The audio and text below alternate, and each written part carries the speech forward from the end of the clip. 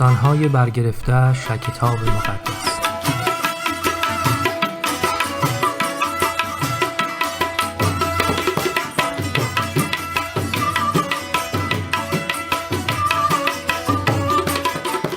خدا عیسی را شمردگان زنده کرد.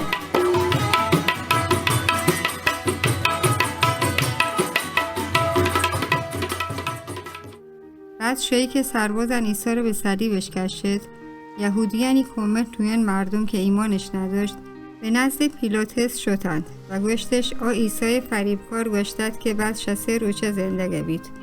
یک کس باید تا 3 روز آیی کبرا زیر نظر داشته بید تا مطمئن بیان که آیی شاگرد متوانند بیاوند و آیی جسد بدزدند و ادعا کنند که زنده بوده.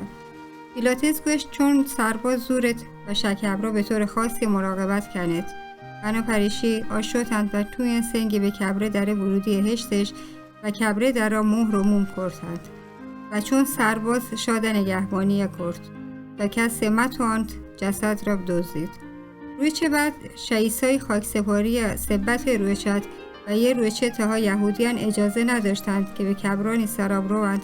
بنابراین وقتی روچ تمام بود یه دیگر روچه تاها صبح زود چون نفر جنین زاگ خوشبوی دارو گبتش و به عیسی کبر سرا شدند که عیسی جسد گو اسرا خوشبو کنند.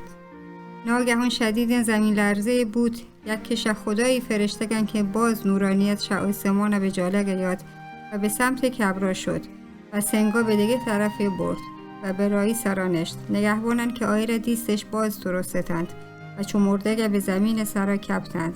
وقتی که جنین زاگ به کبر سرا رستند فرشته به راوان گوشت مترسید. عیسی ادنیست. زندگ بوده. شمردگان برخواسته. درست همان را کیوت گوشتد. بیایید و کبر تاها سیل کنید.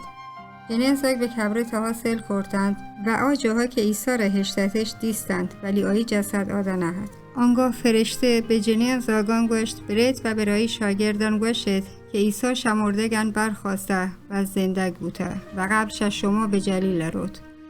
جنین زاگ در حالی که هم خوشحالتند و هم ترستتند به شاگردانی بنکه شدند تا خبر خوش به راوان دیند.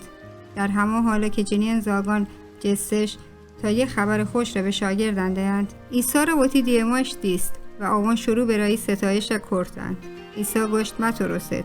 برید و بمنی شاگردم گوشید که به جلیب روند و من آوان آدنه گندیم.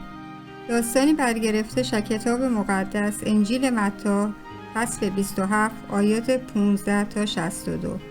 انجیل مرقس فصل 16 آیات 1 تا 11. انجیل لوقا فصل 24 آیات 1 تا 12. انجیل یوحنا فصل 20 آیات 1 تا 18.